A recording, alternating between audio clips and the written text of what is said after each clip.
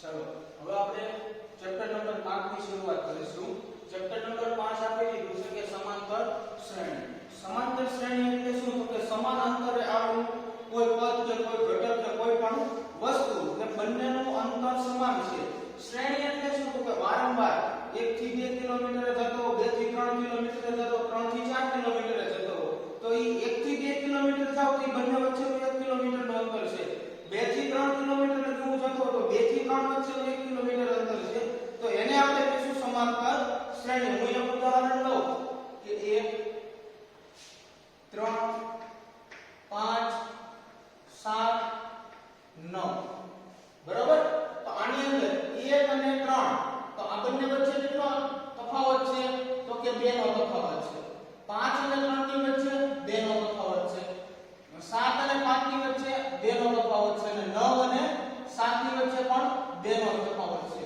તો એક સરખો તફાવત આપી દીધો હોય તમને, કોઈ પણ બે પદ વચ્ચેના એક સરખો તફાવત સરખો આવતો હોય પદો વચ્ચેનો, તો એને આપણે કહીશું સમાંતર શ્રેણી।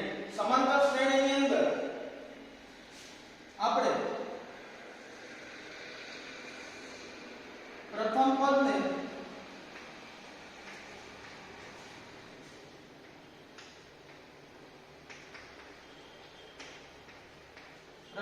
a વડે દર્શાવીશું કે જે પ્રથમ પદ આપી દીધું એને હું a કહીશ। બંને વચ્ચેનો તફાવત એને હું કહી દઈશ d। બંને પદ વચ્ચેનો જે તફાવત આપેલો હોય છે એને હું કહી દઈશ d, બરાબર। તો હવે શું કરવું? તો બીજા પદને શું કહેવું, ત્રીજા પદને શું કહેવું, ચોથા પદને શું કહેવું?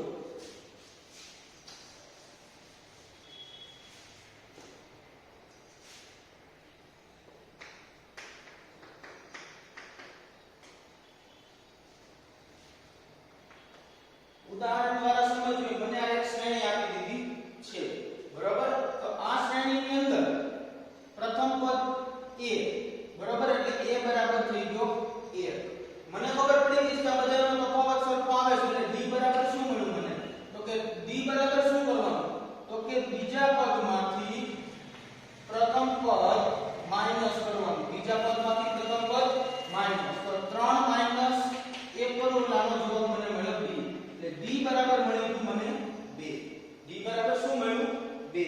તો હવે આ શ્રેણી છે એને મારે a સ્વરૂપમાં, a અને d ના સ્વરૂપમાં લખવું હોય તો કઈ રીતે લખી શકું? તો પેલું પદ છે એનો હું a કહું, બીજા પદને હું કહી દઈશ કે a b, તો આ પેલું પદ a હતું, બીજું છું a b, તો હું આને હું કહી દઈશ a1।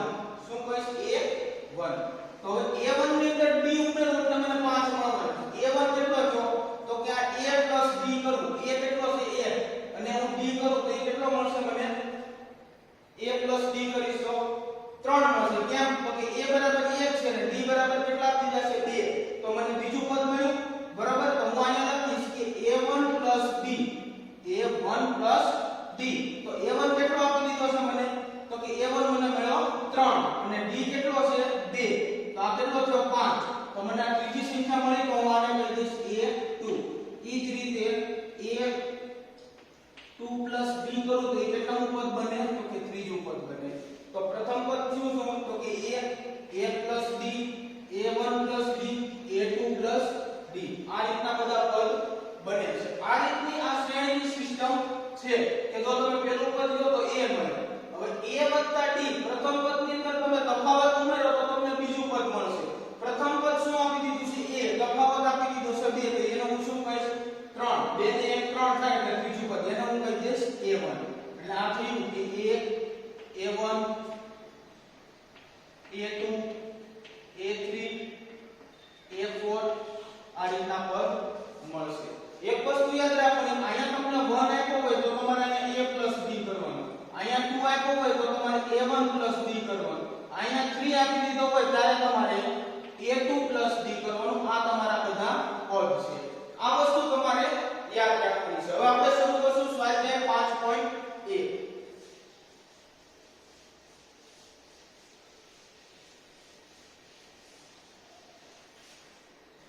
સ્વાધ્યાય 5.1 ની અંદર પહેલો પ્રશ્ન કે નીચે આપેલ સ્થિતિમાંથી કઈ સ્થિતિમાં સંખ્યાની યાદી સમાંતર શ્રેણી બને અને કેમ? તો હું પેલો દાખલો લઉં કે ટેક્સીનું ભાડું પ્રથમ કિલોમીટર માટે 15 રૂપિયા અને પછીના વધારાના પ્રત્યેક કિલોમીટર માટે 8 રૂપિયા છે. તો પ્રથમ સ્વાધ્યાય 5.1 નો પેલો દાખલો, પ્રશ્ન 13 નો પેલો દાખલો, તો કે પ્રથમ કિલોમીટર માટે 15 રૂપિયા છે, પછીના પ્રત્યેક કિલોમીટરમાં 8 રૂપિયાનો વધારો થાય છે. કેટલા? 8 રૂપિયા. તો કે બીજા કિલોમીટર માટે કેટલો થશે? તો કે 15 + 8 આ થઈ ગયા 23. ત્રીજા કિલોમીટર માટે 15 + 8 ખોટું છે, પણ બીજા 8 કિલોમીટર 8 રૂપિયા ઉમેરાશે, બરોબર? કારણ કે દર કિલોમીટરમાં 8 રૂપિયાનો વધારો થતો જાય છે. તો 15 + 8 + 8 = 16 અને 16 અને 15 આ થઈ ગયા 31. બરોબર? આ રીતના તો હું આની શ્રેણી લખું કે 15 23 31. હવે આ 31 ની અંદર હજી 8 ઉમેરીશ તો કેટલો જવાબ આવશે? 39. 31 ની અંદર હજી 8 ઉમેરું તો 39. તો આ એક સમાંતર શ્રેણી છે. કેમ? તો કે આમાં બધામાં એક સરખો 8 8 નો વધારો થાય છે. તો હું અહીંયા લખી શકું કે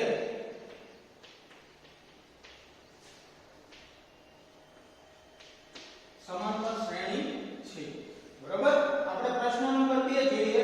પ્રશ્ન નંબર 2 ની અંદર એવું કીધું છે કે નળાકારમાં રહેલ હવાનું પ્રમાણ, નળાકારની અંદર એક હવા રહેલી છે, બરોબર?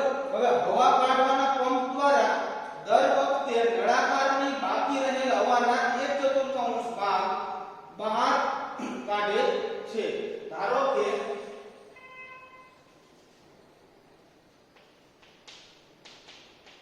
નળાકારમાં રહેલ હવા બરાબર x.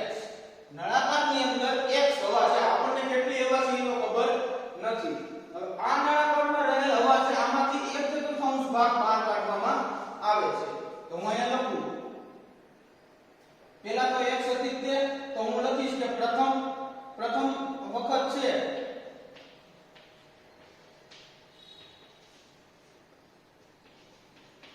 બહાર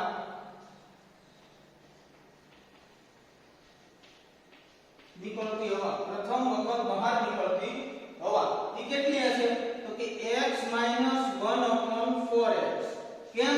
તો કે 1/4 ભાગની હવા બહાર કાઢવામાં આવે છે.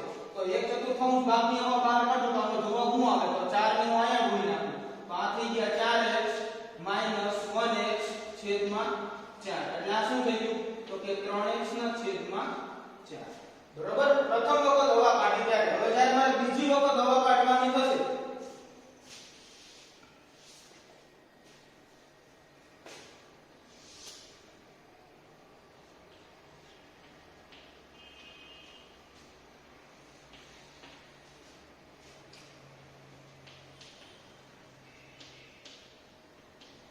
જ્યારે બીજી વખત હવા બહાર કાઢવાની છે ત્યારે ઓલરેડી 3/4 h તો હવા અંદર હશે જ તે. એટલે આ હવા એટલે હતી કે 3/4 h. હવે 3/4 h નો ચોથો ભાગ કાઢવાનો છે. 1/4 ભાગ કાઢવાનો છે તો હું અહીંયા માઈનસ કરીશ કે 3/4 h ગુણ્યા 1/4. એટલી હવા મારે બહાર કાઢવી પડશે, કારણ કે આ જે ભાગ વધ્યો છે એમાંથી મારે 1/4 હવા બહાર કાઢવાની છે.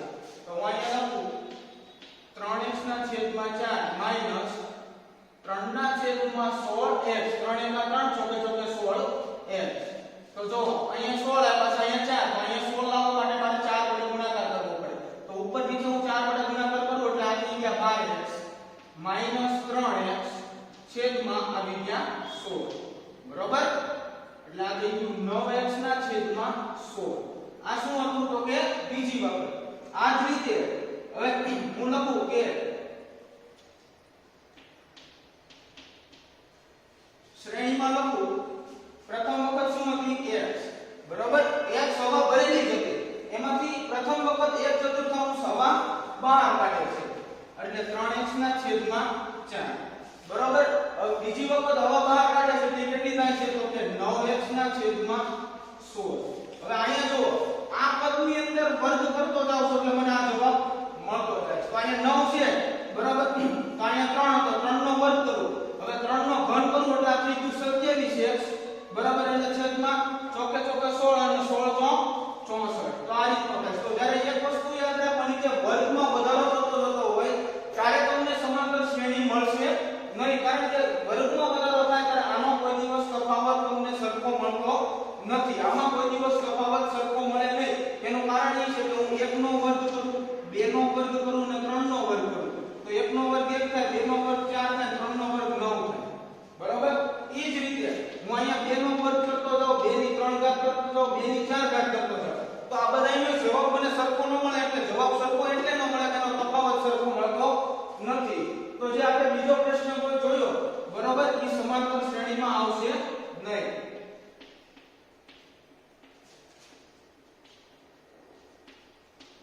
આ સમાંતર શ્રેણી નથી. એનું કારણ છે કે તફાવત સરખો આવતો નથી. હવે આપણે જોશું પ્રશ્ન નંબર 3. ત્રીજા પ્રશ્નની અંદર જોઈએ કે પ્રત્યેક મીટરના ખોદકામ બાદ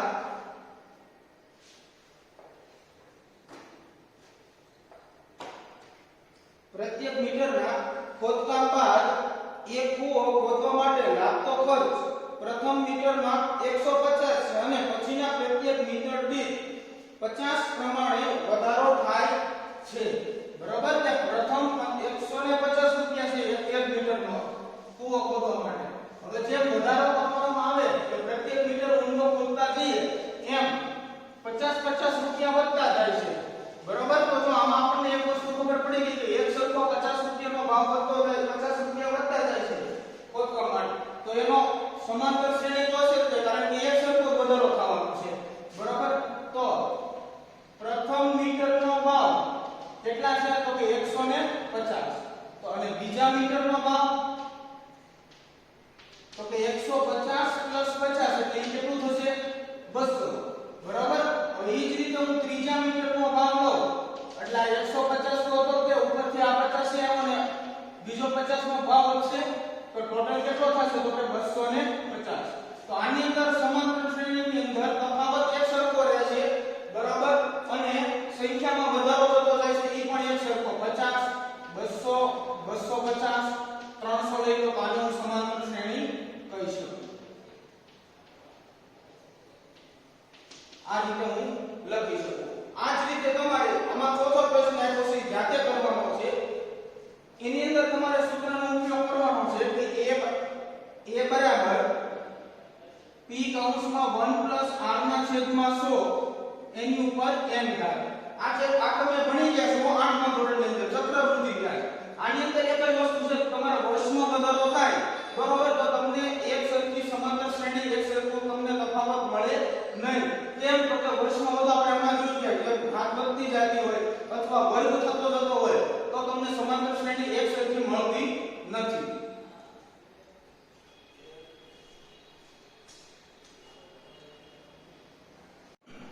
ચલો સ્વાધ્યાય 5માં ટેબની અંદર હવે આપણે જોશું પ્રશ્ન નંબર 2. જ્યારે પ્રથમ પદ a અને સામાન્ય તફાવત d ના મૂલ્યો નીચે પ્રમાણે હોય ત્યારે સમાંતર શ્રેણીના પ્રથમ 4 પદ શોધો. બરાબર? હવે એની અંદર હું પહેલો પ્રશ્ન લઉં કે મને a બરાબર 10 આપી દીધા છે, a બરાબર 10 આપ્યા છે અને b બરાબર આપી દીધા છે 10. હવે મારે સામાન્ય તફાવત અને a પરથી પ્રથમ 4 પદ લખવાના છે. તો આપણે હમણાં જોયું ગયા લેક્ચરમાં કે આગળ હમણાં જોયું કે આપણે પ્રથમ 4 પદ ગોતવા હોય તો પહેલું થશે a + b. આ પ્રથમ પદ માટેનું છે. બીજા પદ માટેનું શું છે? તો કે a1 + b. a1 એટલે શું? તો કે આ છે પ્રથમ પદ. ત્રીજા પદ માટે છે a2 + b અને ચોથા પદ માટે થશે a3 + d. બરાબર? તો હું અહીંયા લખું કે a1 a2 a3 અને a4. તો a + b તો a કેટલો આપી દીધો છે મને? 10. તો હું અહીંયા 10 + 10 કરું એટલે આનો જવાબ મને મળે 20.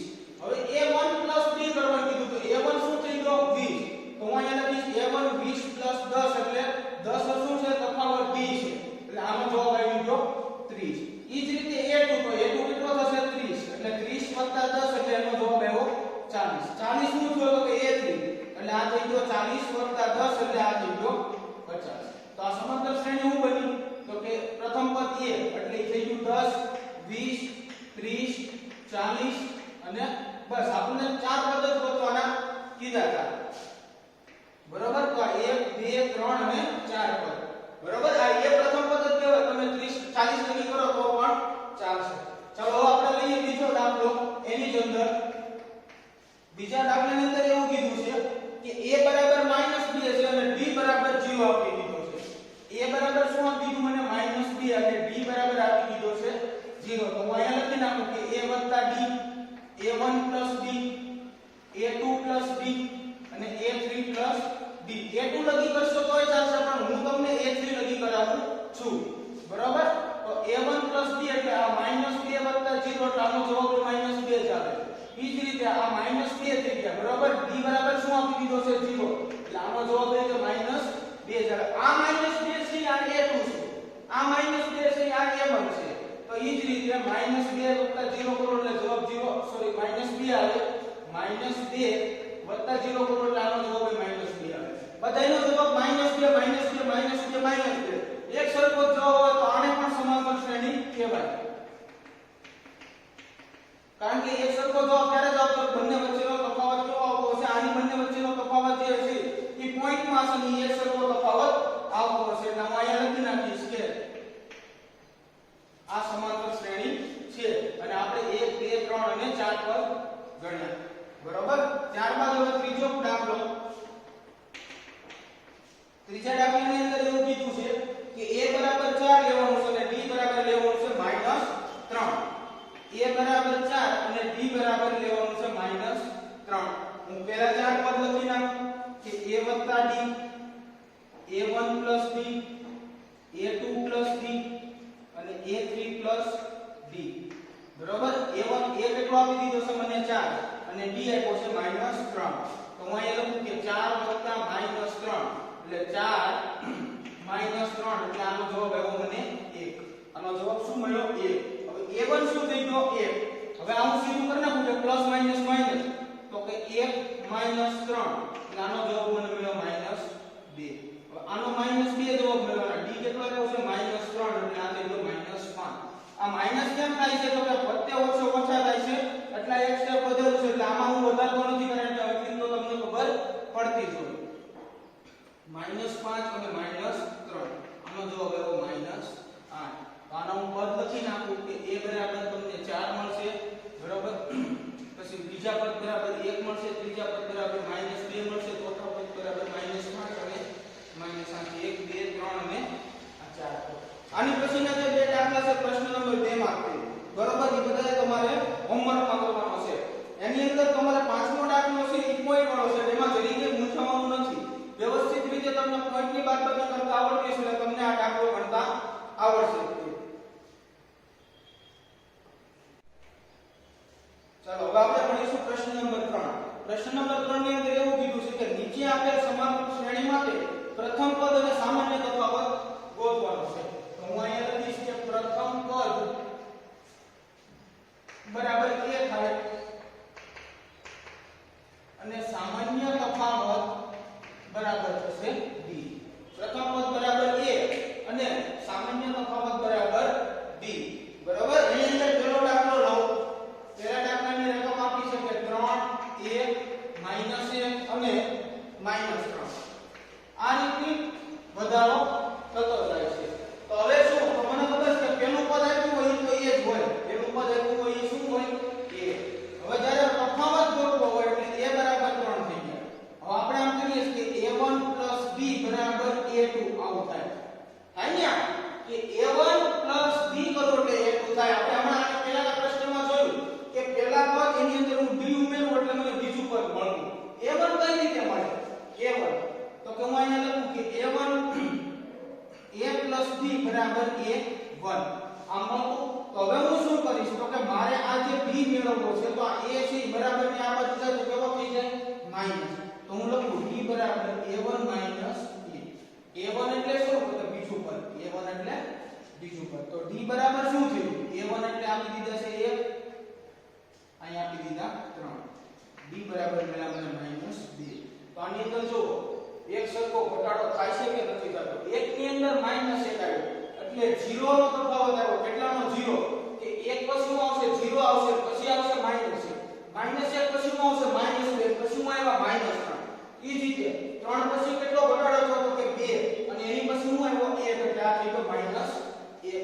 પ્લસ 1 1 ની અંદર પાછો એક ઘટાડો કરતા શું થયું d તો d બરાબર તમને શું મળ્યું -2 તફાવત શું મળ્યો તમને -2 બીજો દાખલો લો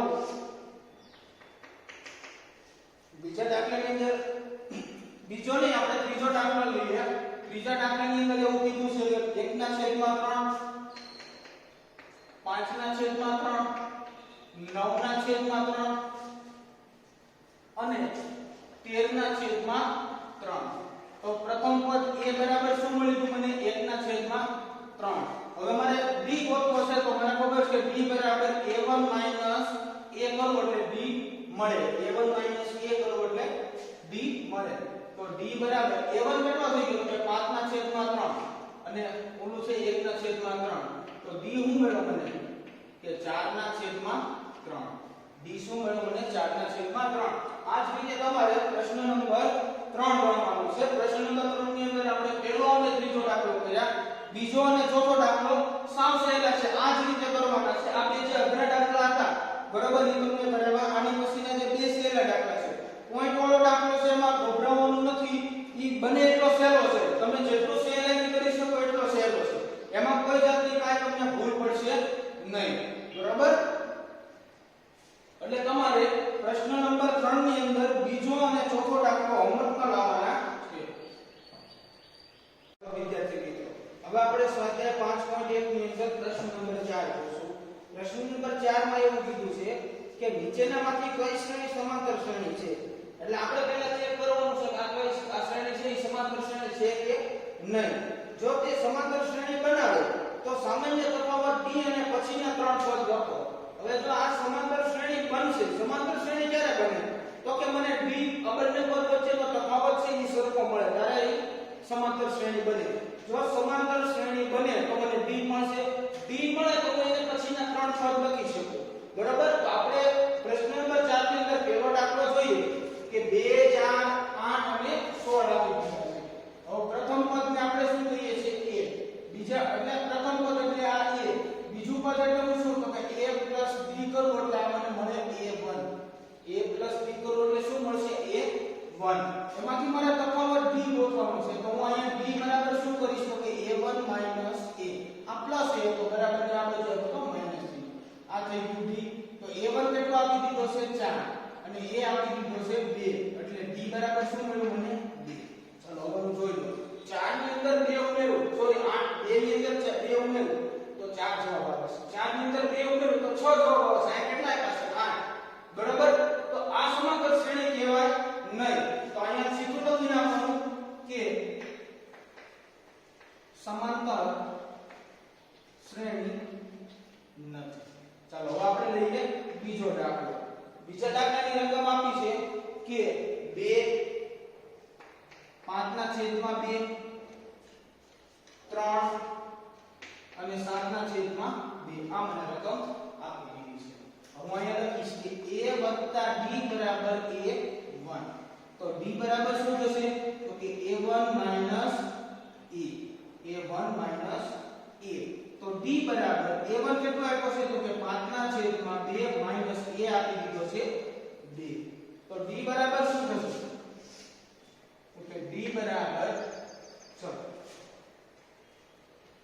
5 - 4/2 આવું કેમ આવ્યું તો કે 2 * 4 ચોકડી ગુણાકાર કર્યો બરોબર તો d બરાબર 1/2 હવે મારે આની અંદર જોવાનું છે બરોબર કે આમાં હું 1/2 ઉમેરું તો મને આ બધા પદ મળે છે કે નહીં તો હું 2 ની અંદર 1/2 ઉમેરું 2 ની અંદર શું ઉમેરીશ 1/2 તો જવાબ શું મળે તો કે 2 * 4 4 + 1/2 એટલે આનો જવાબ મને મળ્યો 5/2 તો જો મને આ મળ્યું બરોબર હવે આની અંદર હજુ 1/2 ઉમેરું 5 ની અંદર કે 5/2 + 1/2 ઉમેરું એટલે 5 ને એમાં થઈ ગયા 6 અને 2 ને 2 એટલે 3 * 6 તો આ જવાબ મને મળ્યો શું મળ્યું તો કે 2 5/2 અને 3 તો આ સમાંતર શ્રેણી છે તો અહીં લખી નાખવાનું કે સમાંતર